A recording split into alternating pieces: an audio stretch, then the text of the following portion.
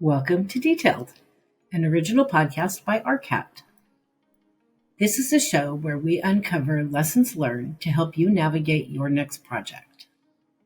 I'm Cherise Lakeside, Senior Spec Writer at RDH Building Science, and your host. My guest today, in my American pronunciation, is Mikkel Hermann Sørensen, Partner and Architect at Christensen Co, or CCO, in Copenhagen, Denmark. Mikkel is responsible for design and competitions. He ensures high architectural and conceptual quality in projects in the early phases, as well as ensuring the lasting effects in later phases. Mikkel is also responsible for developing the conceptual design methods at CCO, including how to integrate carbon reduction and circular economy. The project we are going to talk about today is the Learning Center Nærheden, which means nearby, located in Høje-Taastrup, Denmark. The Learning Center is the first public school in Denmark based on 21st century learning skills, also known as STEAM, science, technology, engineering, the arts, and mathematics. CCO saw the brief as an opportunity to create a building that doubled as a palette for children to learn and play. The overall structure was created as a grid, which can integrate a number of elements and functional requirements without compromising the overall architectural concept. Now, let's get into the details.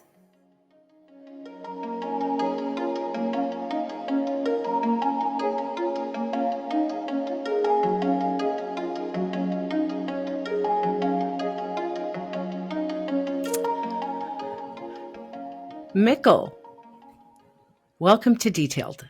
How are you doing all the way over there in Copenhagen? I looked it up. You're approximately 5,000 or 6,000 miles away. Yeah. Thank you. I'm very good. It's so exciting to talk to you here. It's raining a lot outside, so in that sense, I'm not doing so good. But I'm inside, so I'm fine. I think we were looking at somewhere in the neighborhood of 90 degrees and sunny. I'm in Portland, Oregon, in the United States. Yeah, that's a little different. Yeah. Well, considering it rains here 9 months out of the year, we get pretty excited about a little bit of sun. And for our listeners, just so you know, there is a brewing thunderstorm in the background, so we might have some sound effects during this podcast, which I think just makes it more fun. Yes, it's very cozy. It's very cozy, actually. Well, it's. I have to admit that it's a place on my bucket list that I'll visit someday, but I'm having a really hard time getting to the hundreds of places on my list. Yeah, that's a challenge, but you're more than welcome. You'll have to stop by the office then if you come by. If I get there, I definitely will. Definitely. Yes. I know that now. It just moved up the list. I have somebody to show me around. Yeah, exactly. So I like to start every episode with some kind of icebreaker question, just to warm us up a little bit and also get to know you a little bit. And I change it every time. So my question for you today is, outside of architecture, because we all know that we're all a bunch of workaholics in this industry. Yeah. We work a lot. Outside of architecture, what kinds of things do you do for fun or hobbies that you have? Well, I guess that my problem is that there's not so much outside of architecture, as you said. I'm also a workaholic, but I think that what I mainly do is kind of related to architecture. I like to take photographs and I like to draw, of course. And then I'm one of these people, that always thinks that maybe we could just build it ourselves. So I build a lot of stuff in the summer house, and I think it's a fun way to experience details and space on my own, even though it's not always ends up as good as the craftsmen can do it. Then I think it's can be relaxing at time as well. So that's pretty much what I do. Hang out with my family, get them to participate in various projects also. Is a big deal. It's a big part of that, I guess. Oh, so do you have kids? I have 2 kids, yeah. And so yes, do you two girls. Do you get them involved in the projects? Yeah, we try to. Right now, we are. My wife is also an architect, it's that's the disease of it. So we try to get them to be a part of it. They think it's fun and sometimes, but then of course also when you do projects, you have to finish them and you have to keep on going, and that could be a challenge if you are 9 years old. But we try. We try. Right now we're painting our basement, and my oldest daughter just painted a beautiful whale on the wall. So yeah, we do stuff like that in our house, in our summer house. I love that. I raised 4 kids, and Yeah. if you were to ask any one of my kids what their mom does for a living, they probably couldn't answer that. She does Yeah. she does some architecture thing, and she writes some book, but that's about all they know. Yeah. And they hated Yeah. getting roped into family projects because it meant they couldn't play video games or go do their fun stuff. Yeah. But just Exactly. curious if they were excited about that. Yeah. So let's talk about the Learning Center. You notice I didn't say the name of it. We talked Yeah. before we got started about my Yeah. absolutely terrible ability to pronounce the name of this. Yeah. So first, tell me the name of this center. Well, it's called it's because the area that it's placed is called Nærheden, and actually it translates to nearby. So it's a word that can mean different things, but it translates into nearby. So that's the banal explanation of that. And they named the whole new neighborhood that.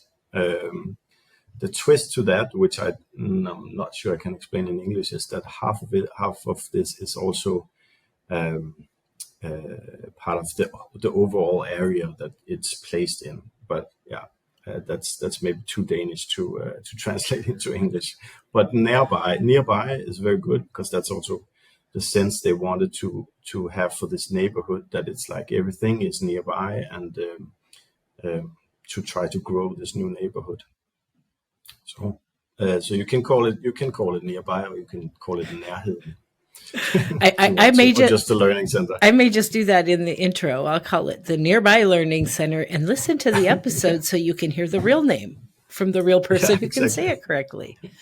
So what motivated, who is the actual client here, and what motivated them to want this building, or to contract you to do this building in the first place? What was their backstory? Well, it's built for the municipality of the town Høje-Taastrup, which is also a very Danish word. But so it's for an area in that city and that municipality, and the sort of the short background story is that they wanted to explore the future of learning, you could say. So it's kind of they were very inspired by there's a school in I think it's San Diego. It's called High Tech High, which has this very workshop-based and project-based education system, where they work with the 21st century learning skills, which I'm not sure if you know about, but which is actually an American system where they said, instead of us trying to educate to the pupils for jobs that we actually don't know what is in the future, we would rather look at what kind of skills that is required to go into the future, basically. And that's, for instance, like communication, creative design, and like other skills that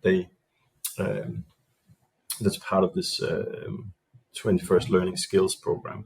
But in general terms, it's more about saying that, that our way of teaching, our way of education, is a very passive form of education, where the pupils are sitting on chairs, and then there's a teacher who explains stuff, and then you have to learn it, or you have to remember it. And the sort of the idea for this is to have a more active educational process, where the kids are more part of the learning experience, instead of just passively looking at something on a screen or something. so they want the kids to be more part of the education themselves, or actually learn to learn. It sounds very complex, but I don't think it is actually. It's more to actually change the main focus of how you learn things and how you teach things. And the municipality here were very ambitious about this. They also so they wanted this school to be kind of a new way of looking into teaching and learning. And they also have this idea that they want to involve a lot of outside of the school companies. For instance, we have that Lego is a part of the educational system in this school. So they do workshops, and the pupils have visits outside of the school where they participate in projects that are not directly related to the school as such, but is kind of like building prototypes and being part of that. So the whole kind of idea is that it's a much more broad look into what education is, and much more open. Then the second thing is, like we talked about in the beginning, is that they wanted the school to be an attraction to this new neighborhood. So they saw an opportunity to actually, instead of building a lot of houses and then build a school, which you would normally do when you know how many people that are living there. Right. Here they actually thought that it was an idea to build the school first, and then use the school as an attraction to have young people with kids move there. It's an area that is very close to Copenhagen actually, and it's very easy to commute to Copenhagen from the area with train or also with car. So in that sense, it's quite an attractive area, so they wanted to use the school as a catalyst to kind of to grow the area, you can say. And also when we get into the program of the school, it's a lot of the building is actually for the community. So it's also, you can use it when you live in that area. So you can use it after school. You can use the facilities there. So it's also a cultural space for the whole neighborhood. Not being super familiar with all the details, I love that, because I have never felt like the talking head in front of the room was the best model for teaching. I know I learn more by doing, and also, life skills go beyond what you learn in a book. You can learn to do math, but if you can't deal with people, you're not going to be an effective person in the workplace. Exactly. I love that more holistic approach. Plus, my youngest son went to a Montessori school that was very much a different model of teaching. Yeah. Probably not quite the same thing as this, but very much a learn by doing at a level you understand. Yeah. Not at this blanket thing that they think every age and every personality can learn from. And it's also about, like, if you have, they call it project-based education, that you have maybe you have a theme that is overall for all the subjects that you are part of. So when you have math, you talk about the same things as you do when you have your other courses, so that you get kind of a relation between the different topics, which I think is, for instance, in math, it can be a much better way to actually understand what's about, if you can relate it to something else that you've been talking about in the science or in arts or whatever. So yeah, it's very interesting in that sense. But when that's said, I also feel like, because now we're talking ourselves into the educational system, and I have this. I think because we also know that the teachers and the people that are developing the educational systems, they also change that quite rapidly. And when you build a building, it's supposed to last for a long time. So we also need to make an environment that can withhold when they change whatever they want, because I'm not a teacher and I'm not an educator. I can understand what they want, and I like the approach they have, of course, but it will develop as well as everything else. So what we are doing here is also supposed to be solid enough to withhold when that changes. So that's obviously also been our kind of approach to this project. So let's talk about inspiration. I love talking about inspiration. What, in relation to the design of this building, your design of this building, what were your inspirations besides their program, obviously?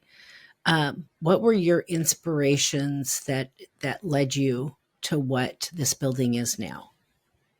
Yeah.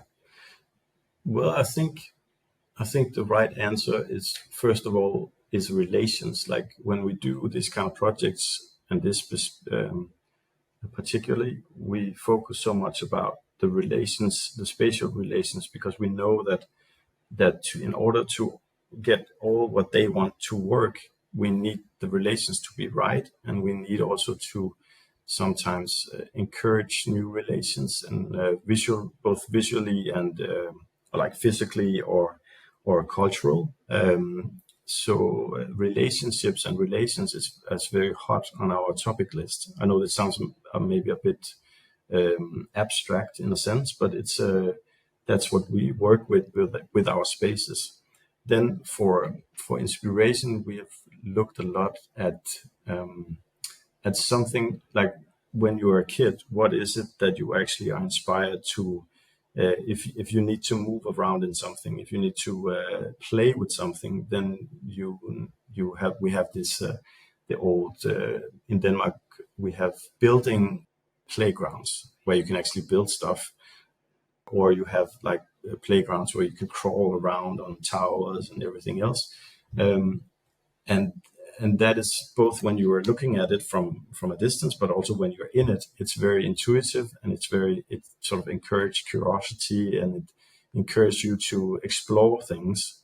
So in that sense, that's the inspiration for this, is that we want to make like one big like playground basically, because I think there's a lot of education that or education building that kind of lacks that. We have to remember that kids they're curious. That's how they learn. They imitate. They look at each other. They need to get inspired to learn something. And so we want our framework to be able to actually to give that to the kids. Then everything else there's a lot of things that can happen in it, and we cannot foresee what happens in the building, but we can kind of like make the framework where we can push that a little bit or nudge that to happen, if you follow what I'm trying to say. So we're very inspired by these like playground structures. You can also see that in the project that has this grid design that you can both use for different for various things, but you can also it just becomes this kind of visual playground idea, I think. I worked I started in this business at 20 years old, and the first firm I worked for did only schools. And I was at that firm for 22 years. So I am particularly familiar with educational projects, what we call K through 12. So 5 years old to 18 years old. And I love that you just said that, because I watched school after school after school be designed that nothing you just said was ever really considered. It was more, what spaces do we need? Okay, we need classrooms that will fit 30 kids. And a lot of the design inspirations were centered around, just getting the spaces you need, but not so much around how the children in those spaces were going to be most successful by what you designed, what was going to contribute to their education and their growth. So I'm more interested in this school every minute. Let's talk a little bit about the spaces. that are included in this building. This is a very, for me and for what we see in the United States, this is a very unique type of school. We have some, charter schools or different things that are a little different like that, but this is like way out there. So I am really interested. Talk to me about the spaces you designed, and a little bit about what you did with those.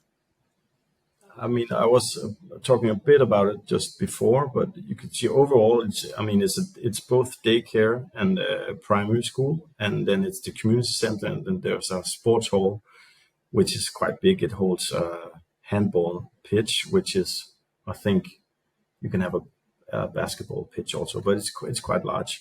And then there's kitchens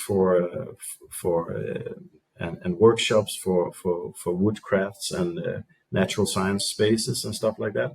There's 2 atriums that are connecting 2 areas, and then there's on the inside, and then there's an outside atrium actually, which all 3 of them are quite small, but they make these visual connections vertically in the building that is quite intriguing. And then they're not built like, they are also built with this grid, which makes them very sort of almost like a big staircase or something that you can crawl upon. And then the stairs are open in that space.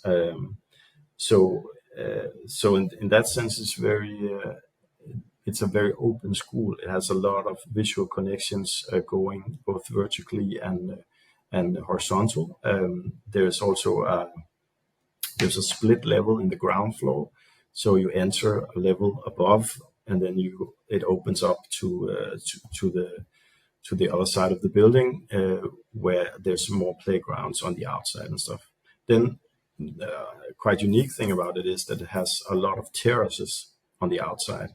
It's almost like a 3-dimensional playground on the outside, and every level has a connection to the outside. So you can walk out from all levels in the building, so you're never stuck anywhere. And that's also a quite important premises or dogma that we have, that we didn't want any dead ends.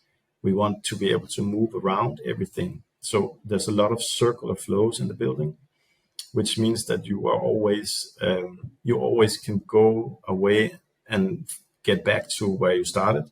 But it also means that you can pass by. It's okay to pass by areas that you are not directly included in, if you understand what I'm saying. Right. That you can, for instance, go by the older kids because you are on your way to another place, and it's not a corridor that ends with the older kids' classroom or something like that. And the reason to work with that is, of course, about exposure and curiosity and being inspired by what all the other kids are doing. So there's a lot of circular flows all over. You can even, from the outside, you can go up on the school and into the top level of the school without actually going inside of the building. So in that sense, you can get from A to B in a lot of different ways. So it's almost like a 3-dimensional labyrinth or something. And of course, if you know your way there, then you also know where to go. The kids are very smart. They know they can get to their wardrobe very easily, and they recognize where they're going. But they can also get lost in a playful sense, playing around on the terraces. So we tried a lot to work with the relation between inside and outside. Also, the windows are all going to the floor. There's no window sill, so I can't remember the English word for it, but it's like ceiling to floor windows. Okay. Always. So you always have this direct visual connection to the outside. It's almost a seamless connection. Of course, the windows are there, but in a sense, you get this kind of notion that you're always like connected to the outside. So that's the spaces that are there. The bigger spaces are the atriums that I talked about, the 2 atriums that are connecting the levels, where you have one that is for the smaller kids and one for the bigger kids. And then there's an outside atrium in the center of the school where you can actually it's kind of like a void inside the building that is not covered. So you have the daylight and or the rain or whatever happens, you get that with like very deep inside the building. I wish I wish people would design office buildings like that. I mean, I would love to light and having access to the outdoors is, for me personally, is a game changer. And there's nothing worse than feeling like you're inside a box. And I think that that's an even bigger travesty for young people. The more exposure definitely. to the world, the better. Can you tell me about some of the materials that you used in this building to give it the look and the feel and the vibe that it has? People are always really interested in, especially in any materials you used in a unique way or unique materials that you used. Yeah. Well, I mean, it's not so. It's not like it's not unique in that sense. I mean, because actually, what we wanted it not to be unique. Kind of, we wanted off the shelves products because we also were seeking this workshop look. We're very aware that we wanted the kids not to be afraid to do stuff there, you know, like very often, especially with new buildings, they're so fine and everything's so integrated and like so many nice details that it almost becomes difficult to actually paint or, do what you do as a kid. So we were seeking this quite raw look to the building, not just the look, but also the feel. And therefore we were looking into materials that were kind of like Home Depot type materials. So there's a lot of that. The facade is corrugated steel plates, like super simple, thin steel plates. We used a lot of plywood material on the inside. So there's a lot of wood inside with different like colorings, perforated and stuff like that. But they're very like very typical kind of type of products and very simple. Then the one of the main things is that there's a lot of focus on the acoustics, especially when you have a school that has a lot of open, spatially very open. There's obviously we needed to focus a lot on acoustics and integrate the solutions with acoustics. So all the ceilings are like really enhanced acoustically to give the best the best environment, acoustic environment. Also funny is that we looked a lot into that the kids at a smaller age, they're not able to differ between sounds so much as older kids are and grown-ups are. So they needed a much better acoustic environment than in the space for the bigger kids.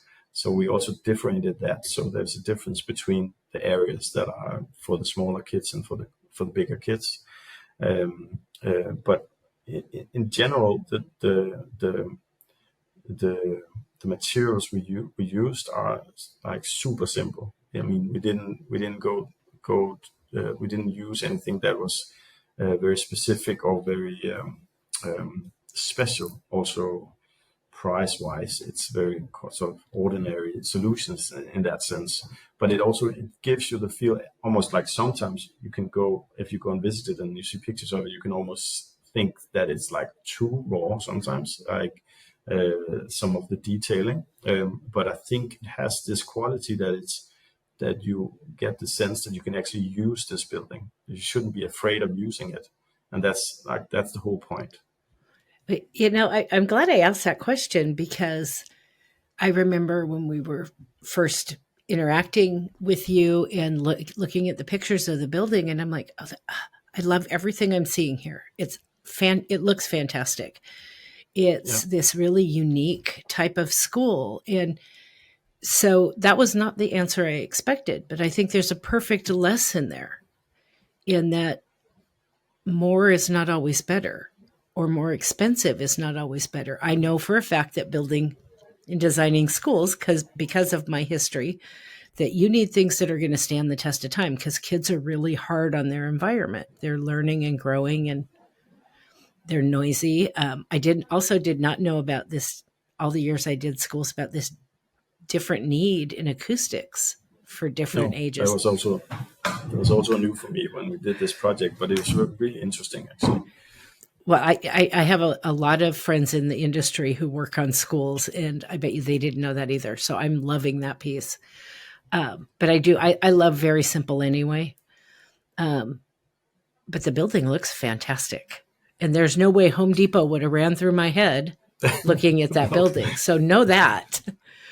Yeah. No, I guess that it's also because it spatially is quite complex. So the spaces are complex, but then maybe the materials doesn't have to be also, because then you get complex on complex, Right.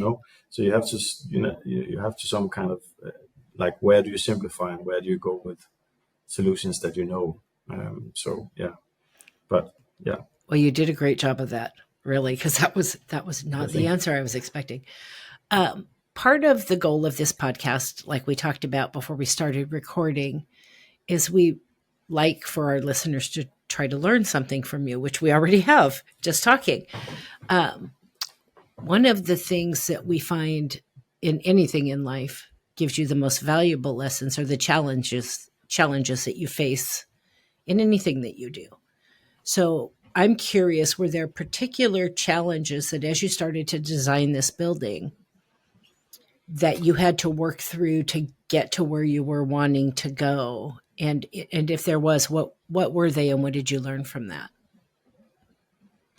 No, I think that one of the things that maybe is part of the storyline for this project is that there's a quite long process with it. So in the competition, the idea was very conceptual. It was kind of a system that's also like in a broader sense. It's interesting that we made it. That's also why we work with this grid. Is that it also had the possibility to be changed in the process, like whenever somebody else, like that these people, if you have done schools, that then they start to ask the teachers, would you rather have or would you do? And you have a long process after the competition win, where you also need to adjust the project. So in that sense, we try to make a quite open project that could actually look a lot different, or it could change a lot within, but still maintain the same conceptual idea. And maybe that was a very academic thought because so that's one of the things that we have taken with us in other projects, is that sometimes it can also be through too kind of academic in a sense, or conceptual in a sense, and maybe difficult to get to work actually. And I think, as we just talked about, what we really learned is that a lot of things maybe it was too complicated, actually, also geometrically too complicated, and it could be done simpler and had the same effect. So that's something that you learn along the way with a project like this that is so demanding and complex geometrically, is that you also get the understanding of what worked and what was worth the effort, kind of. So I think that's what, like, the general knowledge we have taken with us also in other projects later. It's that simpler geometric solutions can also be as interesting and fantastic as what we did here.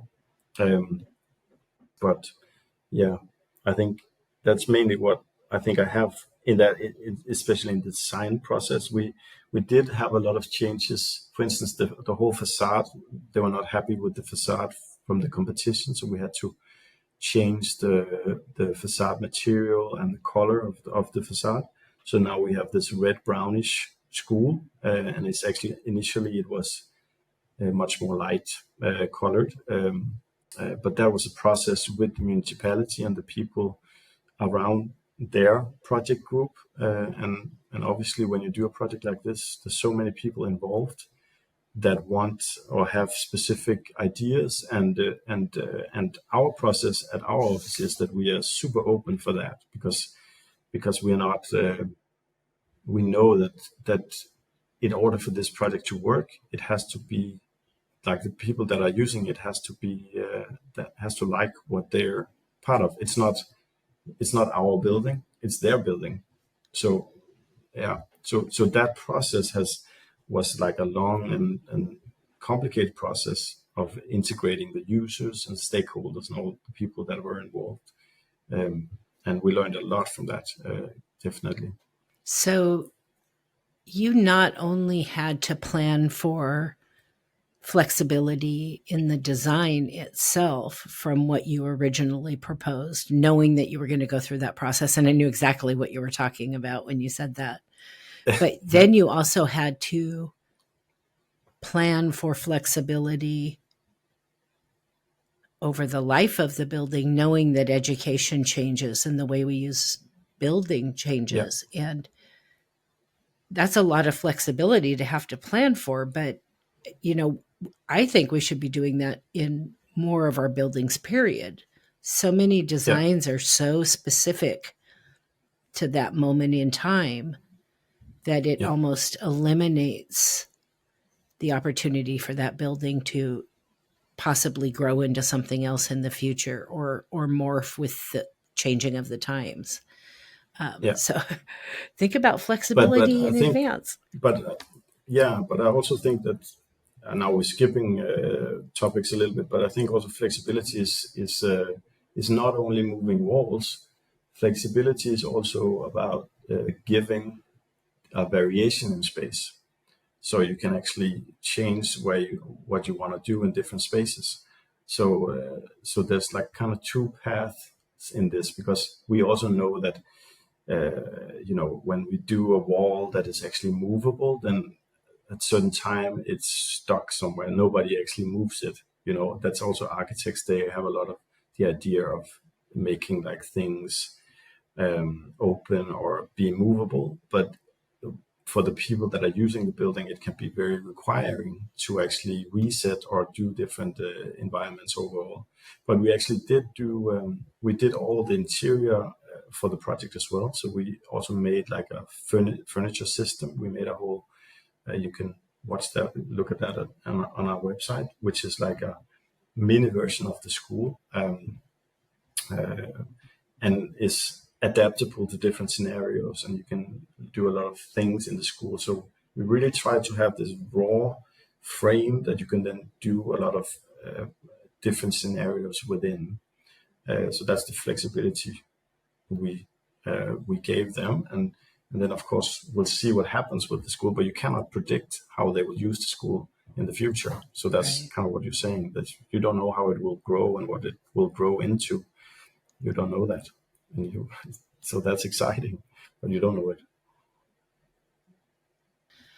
Okay, so I was a little confused about this, and as we talk more, I'm thinking that I got it wrong, but I'm going to ask anyway.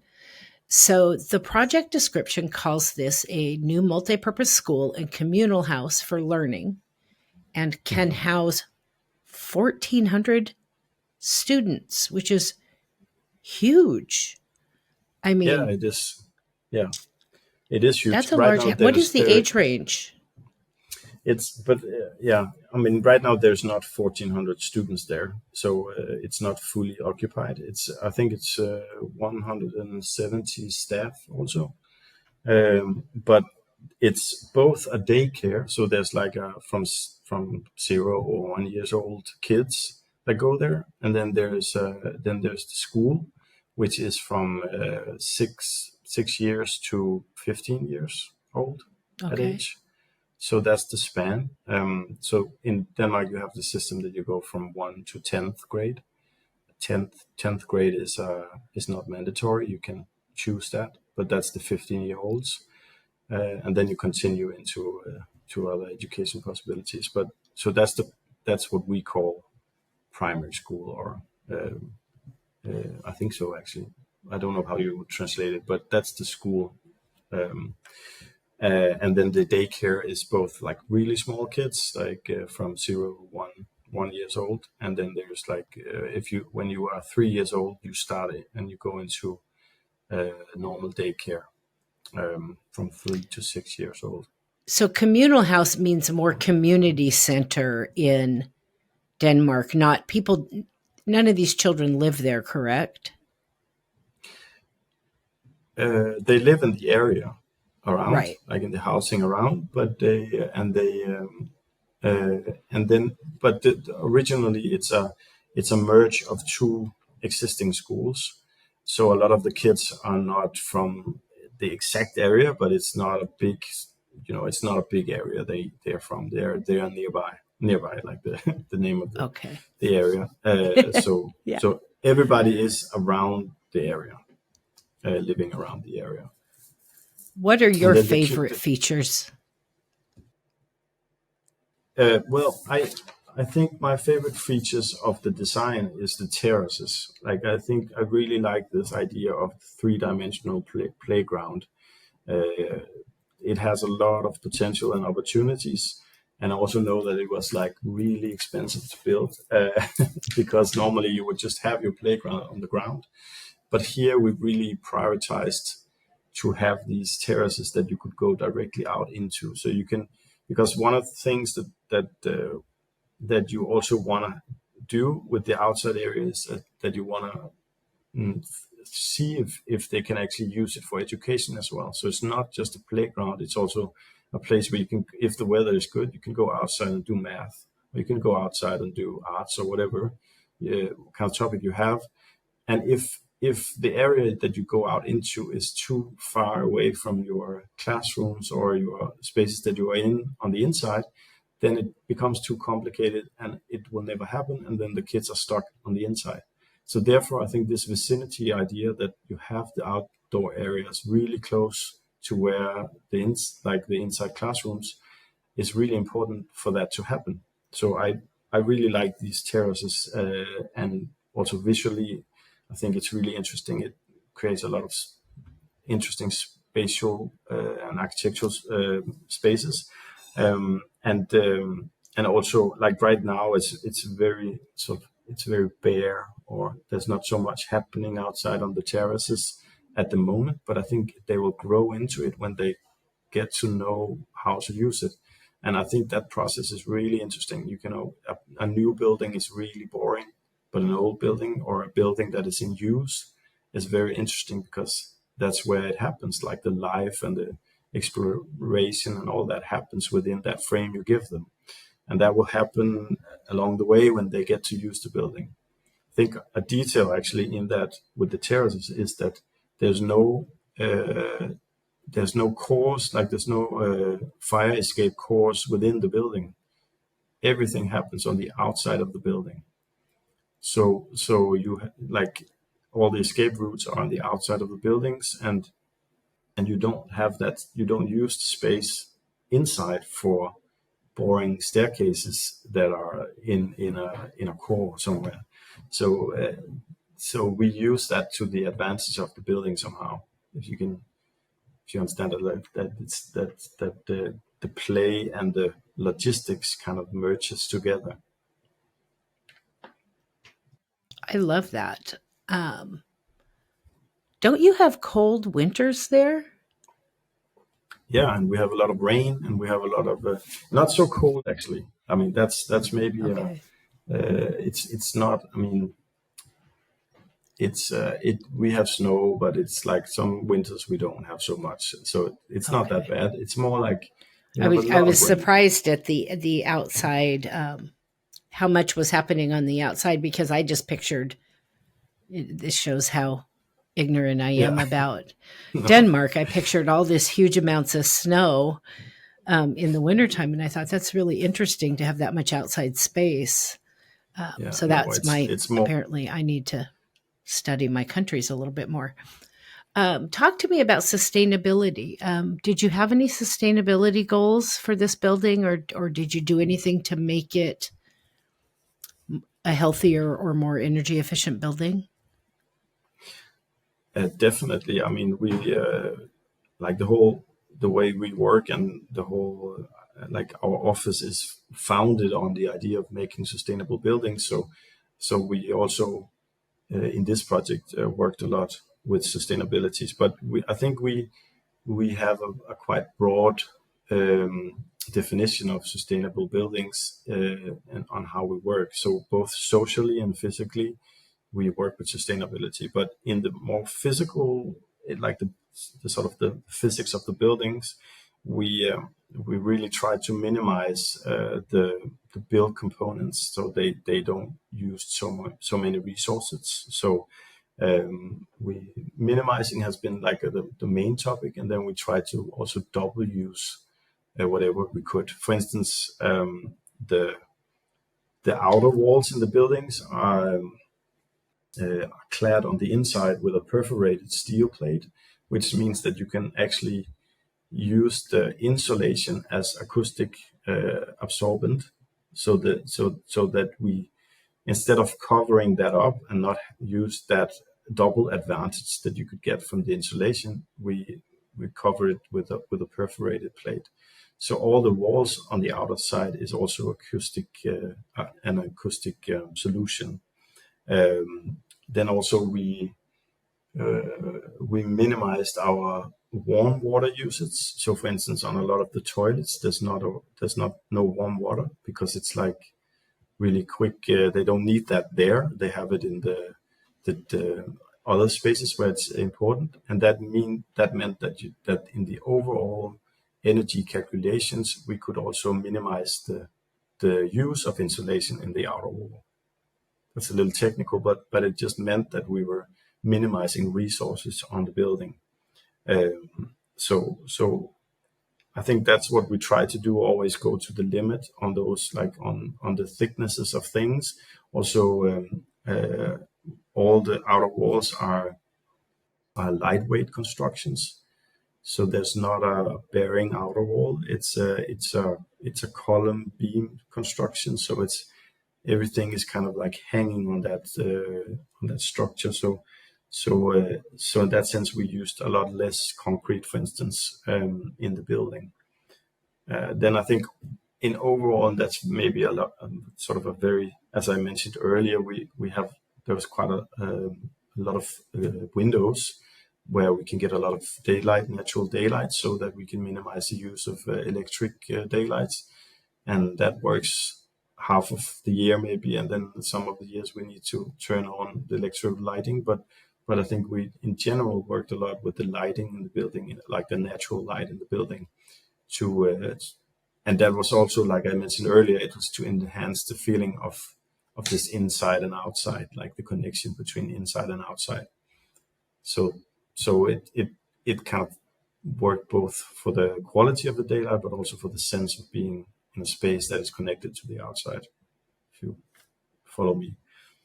So, and then I think lastly, in terms of sustainability, we have this idea that we'd like to show in our buildings, we like to show the sustainability, if you can say that. It's a little banal maybe, but it's that you actually can see the solar panels, for instance, or you can see other details, because you have to understand that this is an educational buildings. We are actually making, like, the kids that are going here, if they have an understanding of a sustainable building and what they need to get an understanding of sustainability, because they are the ones that are actually, that in the future needs to deal with this on a broader term. So for us, it's very important that our educational buildings also show that they're sustainable in some sense. I'm just saying this because earlier, maybe 5 years ago, there was a lot of talk about sustainable buildings, that they could look exactly like the ones we did before. That it wasn't, that it was kind of like that you didn't want to show it because you were afraid that then people didn't want sustainable buildings. But I think now you would rather to show it so that so that you can actually understand what it's about, and you can take that with you in your future life when you're a kid. I never really thought about it that way. And I love that, because you can passively influence everybody to do better. And everything we're watching right now going on with, climate change and these horribly high temperatures and disasters and all of those things, I don't think it's something that we should hide. And hopefully over the years in developing it, it'll also become something that becomes even more aesthetically pleasing. But I never Yes. thought about it that way. Hey, show it off, and look at what a good thing this is. But y'all over there are often ahead of us in the whole construction world on getting on board and getting things done right. I'm probably going to get roasted for that, but it's true. Talk to me a little bit about construction. Were there any challenges that came up during construction that you didn't anticipate that caused you to problem solve or pivot and do something different? Well, I think maybe, I mean, you could probably hold a whole podcast about the construction period of this building. I think that would be like a very long talk, I guess. Maybe not with me actually, but with some of my colleagues that were more into the construction period. So I don't want to go too much into depth with that question, but I think there was a lot of things happening during construction, and we had a long collaboration with the contractor and the engineers, and they were all on board very early in the process, and we tried to make this process where the development of the building was integrated within all the fields that were all the stakeholders that were supposed to build this building, and then and that created a very nice unity around the building, but it also maybe created some conflicts along the way. Not to go too much into detail, but we had a very eager blacksmith, for instance, that not always like to look at drawings and stuff. So there's a lot of things happening in the projects that derailed or that went another direction. But I think one of the things that I want to say in this is that sometimes that's also something that creates a quite nice building, is that a lot of people have been very enthusiastic about what they wanted to do with it. So they got a sort of they also got an ownership to the building. They wanted to do it in that way or another way. If you understand what I'm saying, that it's not always the architects that has to dictate everything, or the engineers. Sometimes you also have to let other people, give their crafts to the project somehow.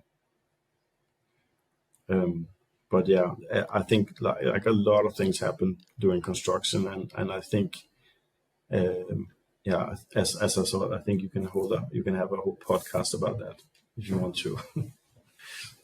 Well, we may have to do that.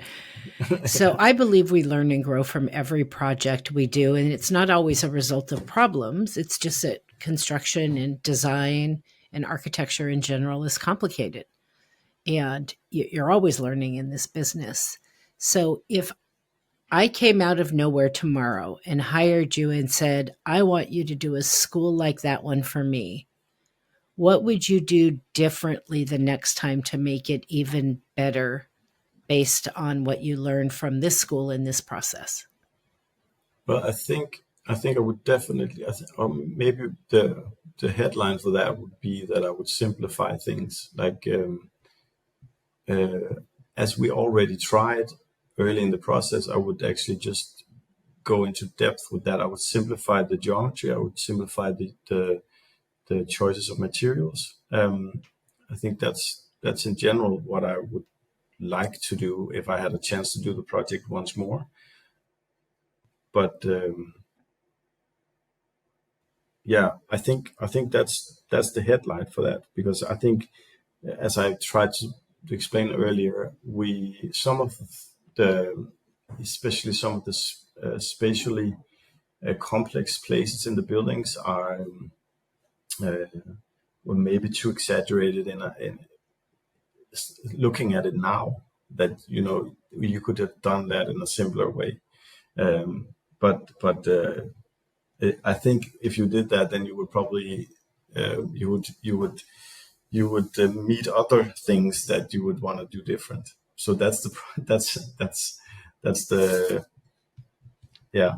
that's being an architect. You're never fully satisfied with anything. You just move on to the next problem and the next problem and the next problem. So that's also how I work. So I think it's very common in our field of business that you want to do it differently and differently and differently. So yeah. I laughed when you just said that, because I was just about to say that. I teach a class here in the US, and I say that all the time, that, some people put these statements in their documents to install something to the satisfaction of the architect. And I joke that architects are never satisfied. You don't want that statement in your specs, because they're never going to be happy. They're always looking, and I definitely don't mean that as an insult. It's just, you're always looking to improve and create even better and better and more efficient. And so it made me laugh a little when you said it first, and I didn't even get to say it. It's like, darn it, I wanted to say architects are never satisfied. Yeah, exactly. But I also think that. So I always like to close. Sorry. No, go ahead. No, I wanted to say that I think the whole process of what happens to the building after we build it it's such an overseen aspect of buildings, that they live and they grow and stuff happens to it, and you have to let go. It's almost like your kids, right? You have to let go at some point to let things happen to it, and you cannot fully both comprehend or maybe actually discuss, or you can discuss it, but you don't know if it's an achieved building before it has been there for maybe 10, 20 years, really. So that's why you're never satisfied, I guess. That's a great point.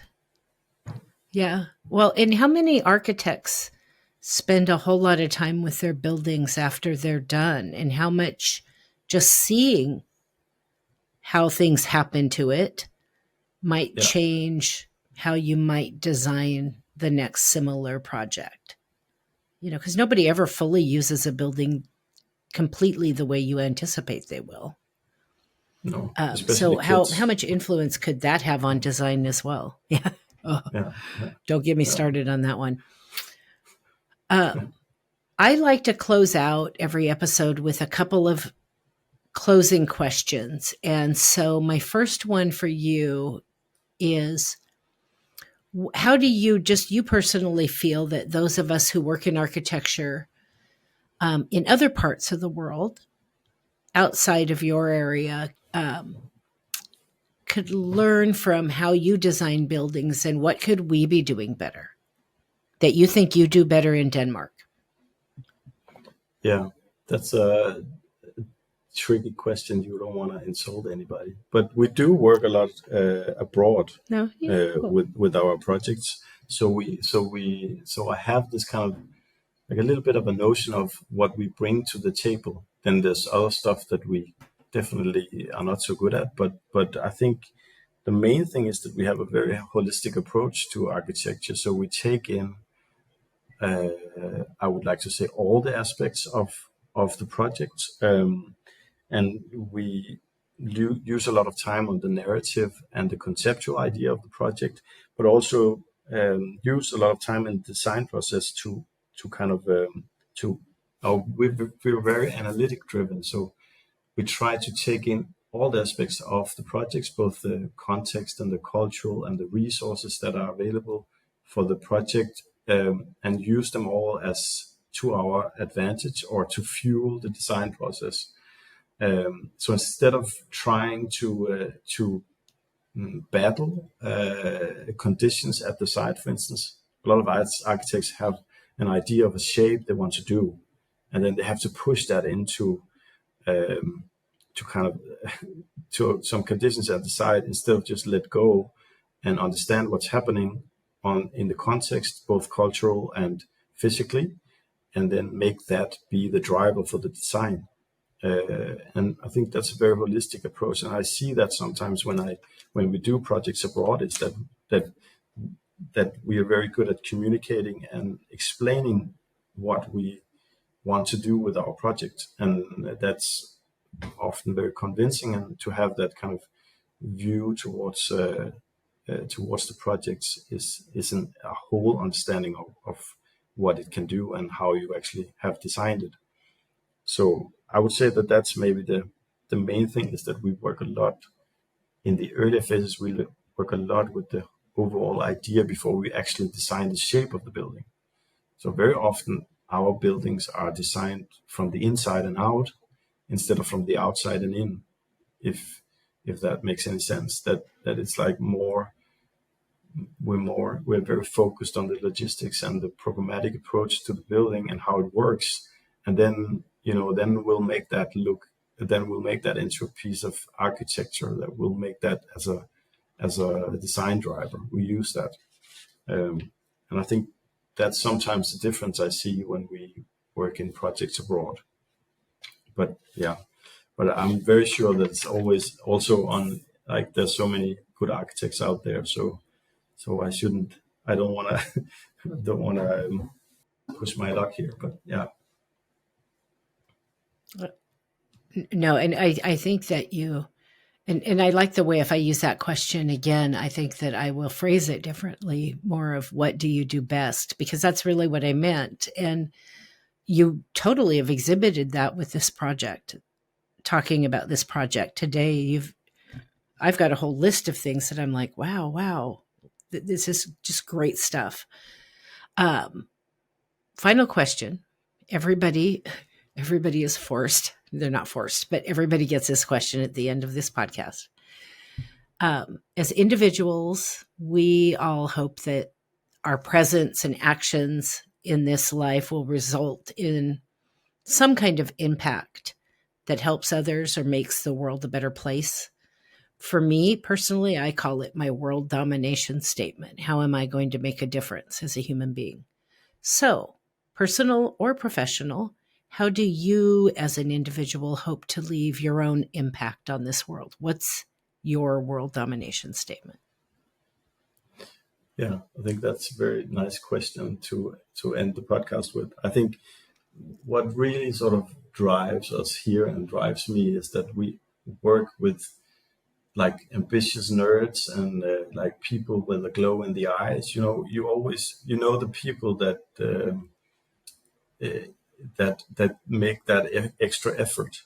Like, and a lot of our projects are driven by people that have an idea or an ambition, whether it's a sports facility or a cultural center for a small village, or like, it's always like these projects or a theater or whatever, projects where somebody has an idea and want to follow that idea, and we are the ones that actually, can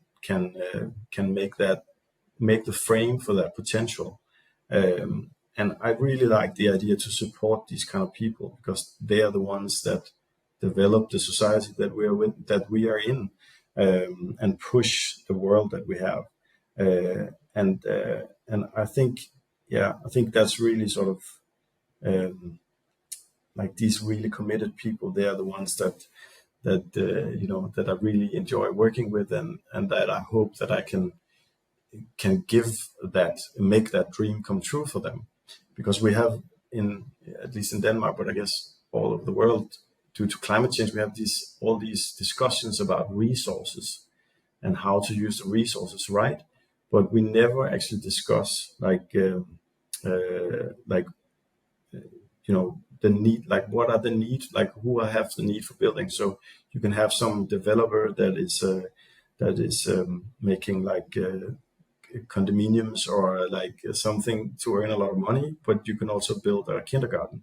So should we never have that discussion, like how to use the resources right?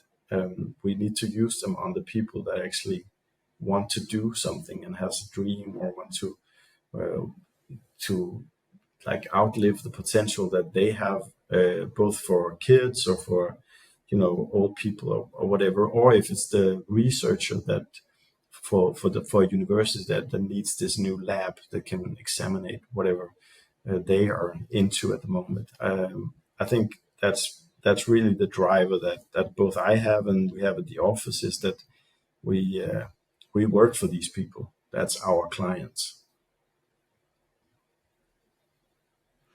That was the best answer ever.